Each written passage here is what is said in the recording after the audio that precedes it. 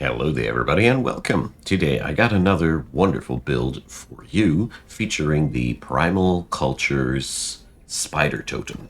So, we're going to go over one of the swarmiest builds that I've ever created. It is 100% spider focused and it is very fast, very volatile, and very fun. So, as usual, we're going to get started with the basics. Our species here runs Dread Spider mounts because this is really much better than I anticipated, and it is thematically very fitting. Your tier 1 shields get those spider mounts, which is a massive upgrade to them, making them really a useful unit throughout all of the stages of the game, because in the late game you can still use them just for the sake of buffing their environment. They are still very good because they can spit out an AoE if they ever get focused.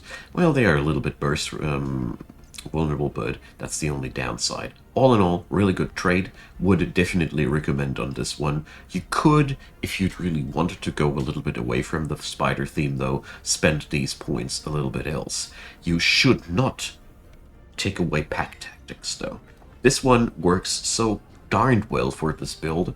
It amps up the damage per adjacent unit, and I already said this is a hell of a swarmy build, and since we are able to churn out units in a spooky fast manner, and I'm talking about more than 18 units on the battlefield, I'm talking about a boatload of battle summons. Like, I think I have never made a build that had that many battle summons, so Pack Hunter really pays off. Stronger than Overwhelm Tactics in my humble opinion.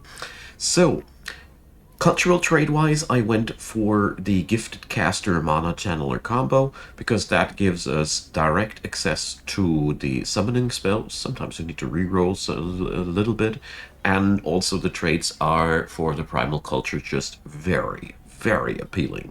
Also, Mana Channelers makes your summonings dirty cheap, gives you really some massive access to those battlefield summons. All in all, I wouldn't really change any of these currently. I say that mostly because I don't know any bigger alternative.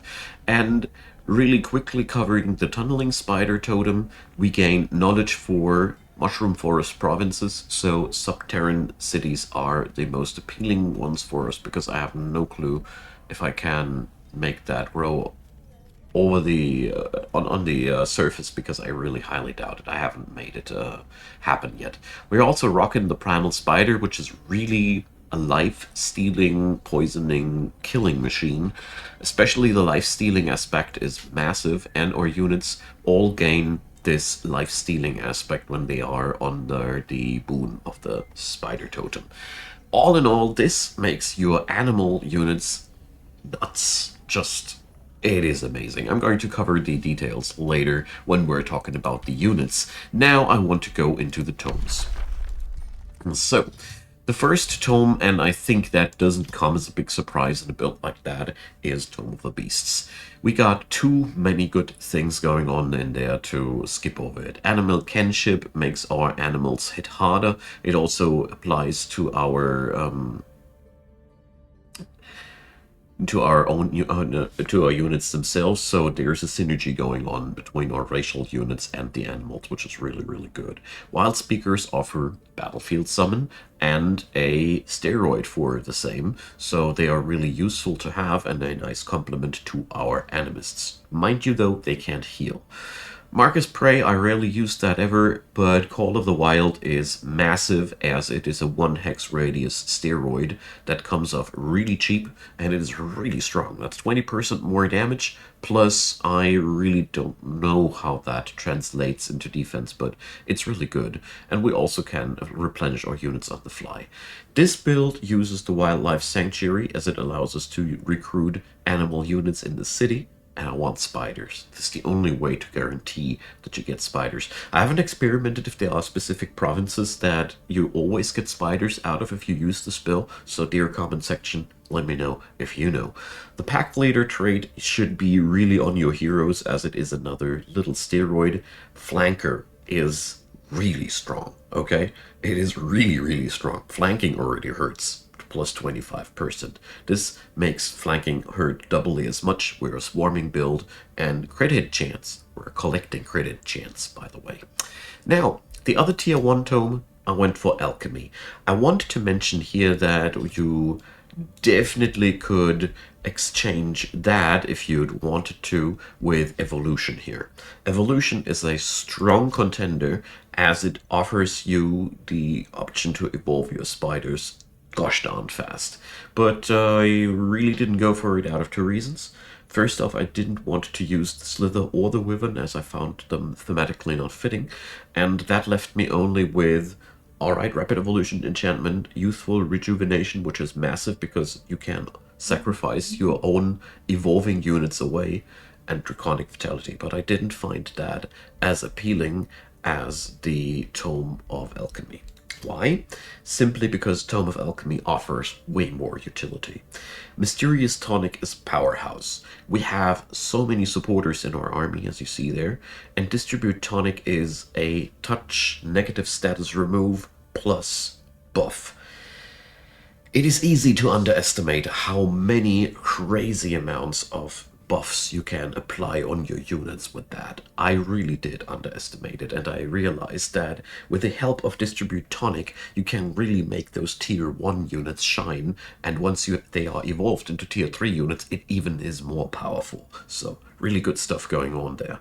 Afflictors are really nice if you ever need ranged units that pack a bit of a more punch than your Primal Darters. They offer also Afflicting Miasma. Afflicting Miasma is quite nice. We only trigger 2 damage types though, Physical and Blight, so we don't really have that much benefit from the status application perspective, but the weakening is really good. It is really good. I'd strongly recommend you to pick up Mysterious Tonic and the Material Refinery as well, as this is a nice boost for your income as well. And alongside that, Disperse Afflicting Miasma, I gave that the favor over the Afflictor. I did research the Afflictor in this run, but I realized that I didn't use them much in my armies. The Alchemist's Lab is really cool, as it offers you a free research post for every city, which is always a really, really good thing. And you can also teach Distribute Tonic to your heroes. Personally, go for a Tome of Alchemy in this build, always, as I really find it very thematically fitting, and the buff overload and debuff resilience is really, really good. Now, back to our tome selection. In the tier 2, I picked up Tome of Famists. This I really, you see, I really picked up only these 2 spells because that's why I came here. Staves of Mist is another real powerhouse, as it is another free action. We have now another little heal, another buff, and our supporters become super, super versatile with these 2 skills out of Alchemy and of Famist. And Fey Touched is just a really nice racial transformation that gives you random buffs whenever you're in Clinging Mist.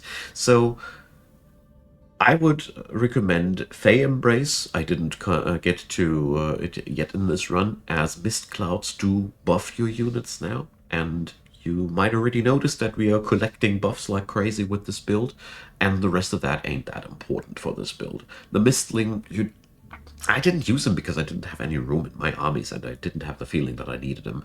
And the Lingering Mists, yeah, okay, you can use that, but I don't think it is worth that much of a research slot. Feywater Pond, on the other hand, is really cool, as we are living in the Mushroom Forest land. More mana, pretty cool, pretty cool. Fey Blessing, also for your heroes, nothing to sneeze at either. We are going next for the Tome of Revelry, as we want that extra XP from the Revels of Carnage. This makes your spiders evolve even faster. It also adds in Blood Fury weapons, which gives us more crit chance, and we also gain strengthening if we kill a unit. On top of that, a little bit of extra damage. The many 20% increases that we have allocated and the critical hit chance really make these +2 more than they look at the first glance. Reveler's Heart is really cool, as it makes our units really, really crit a lot. Your supporters can hit quite hard as well if the enemy is properly surrounded and there's a lucky crit, not to underestimate either. And the Scald is here an Insanity Inflictor, and they also have another moral boost or so. By the time that you have hit this road mark, you will critical hit quite reliable. The Revelous Triumph does amplify that skill. I didn't find that much use for the Carnival of Flesh, but if you really wanted to crank up your draft even more, well, there we go. Tier 3, Tome of Vigor. I think that was a no-brainer for a build like that as well.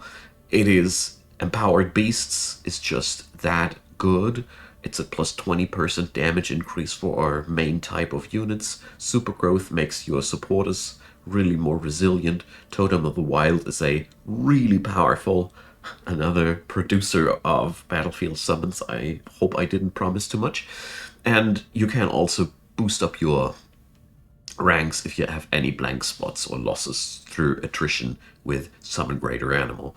Also, Animal Handler makes your animal units and your cavalry units mind control immune, and that is another really, really cool boost.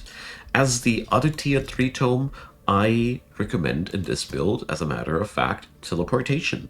Because Teleportation is a real versatile little beast on this build. First off, Emergency and a phasing enchantment makes your supporters really hard to kill. They can always blink away if there is any issue. Okay, it has a cooldown. Maybe they can't always, but it's really that good. You also gain the Astral Trade Relays, which allow you to, spend more money. Phase Beasts, if you need a shock unit, you have a tier 4 one, which is terribly hard to kill. Hits like a truck. Benefits, I think, if I remember correctly, on all your animal enchants. Sorry, I need the confirmation on that. It's been a while. And yeah, Mass Recall makes you very versatile, but I also want to point towards the Chrono Gates, which are amazing for a Subterran faction, because it resolves so many of your logistics problems. And you have a lot of research posts and conduits, so you can use the Chrono Gates to their full extent with that build really decently. I haven't had a build that used the Tome of Teleportation to that full extent since a while. I really was surprised, but yeah, these guys, they really take all of it. And after that, well, I leave it to your own creativity. I will recommend, of course, as usual, the Tome of Paradise as the only tier 4 tome here. And after that, we're going into the strategy part. Just quickly, Tome of Paradise is massively upgrading your baseline troops. Okay, there are plans afterwards, which is coming with its own plus pros and cons, but the extra hit points and status resistance goes really a long way. And Exhilarating Pollen Powerhouse, upgrading the moral, and everybody becomes distracted, so your flanking bonus that you acquired alongside the way hit like a truck as well. And you also swim in mana with the Garden of Bliss, and Inspiring Icon allows you to make the cities also gosh darned happy. Since I racked up a lot of support skills, if you have the points left for that, it is good for your empire after all. So, strategy-wise, well, it is really quite simple. You need Animists as fast as possible, and you need that Wildlife Sanctuary down as fast as possible. And after that, your armies will and should quickly look something like that. This is, in all seriousness, all that is to it. Boost up a couple of Animists, and here and there sprinkle a Wild Speaker into that, or a Scald, and just load it up with Vampire and Dread Spiders. The Vampire Spiders come with built-in Life Leech, so they have that always active, whereas the Dread Spiders only get Life Leech when they're fully boosted up. And you then want to rack up these troop stacks as fast as possible, complement them here and there with a Protector unit, because they really go places as well. They are cavalry. And then you can go for a rampage. It is also worth mentioning that you can easily build very mobile troop stacks with supporters and shields alone, as they are all cavalry, so you have an option there as well. Pay good attention to keeping your spiders alive. The tier 1s are very, very fragile and need a while to evolve into their huge counterpart. But if you pull it off well, you get rewarded with a sick tier 3 unit, which is on its own very powerful, but to add insult to injury, you also get another free hatchling every fight. So every spider that you manage to foster to its adult age turns into something that gives you another battlefield summon. Just give you a impression. That's here 5 battlefield summons. Everybody has one. 6 if you count in the heroes summon. That's here again. If these were evolved, another 4. Maybe 5. And here's the same procedure. The amount of virtual units that you are plotting down on the battlefield is beyond stupid. And the biggest challenge that I had while doing this was keeping track of the real units and keeping them far away in the backline. Try to not get them into any danger and you are pretty safe away. It is a weird playstyle at first, but it works. It works. And I haven't had any issues with the lack of the evolution tome. If you suffer through that, you might lose too many of these critters. You can add in the evolution tome to get that resurgence boost online. And I've had no problems steamrolling over whatever I wanted in this game with that. You have Conjure Primal Spider at your disposal. You can use a Wizard King. Highly recommend that. Wizard King is really good on the primals. And then you can just blurt out units like crazy and stand back and let them do the heavy lifting. Divert all the damage towards there, and really there's not much more to it. After you have access to the tier 3 spiders, things get just bonkers and you can just go conquering the world. I would recommend you to lay it low against the AI empires until you have enough of the free tier 3 spiders available. What is really worth mentioning here in this build is you should try to get the experienced leader trait on all of your heroes. And as soon as you have one hero, like 4 heroes, you should consider retiring one of them and make them a spider trainer. That means you just put him into your backwater provinces and give him a crap ton of spiders that just passively level under his education. You can even use these troop stacks then in combination with the Revels of Carnage spell to do simple quests that spawn sometimes on the world map and clear them out and train your spiders faster with that. Either way, this build revolves very, very much around training those spiders, and the faster you can pull it off, the harder you hit into the mid-game. I think with enough micromanagement, this build can easily overtake games very fast, as you can really stupidly go crazy for micromanagement in terms of increasing the XP gain on these critters. You can also go for one of the order tomes, which allows you to level up things faster as well. I've forgotten which one that was. And I think, yeah, that's all I meant to say about that. So I appreciate your time, my friends. Try it out. It's the swarmiest experience that I had, and since all of those critters start out dirty cheap, you can really have lots of troop stacks roaming around. This run here was not that successful. I was just experimenting around and realized with some practice this build can reach stupid speed. So enjoy it and drop me your comments down below.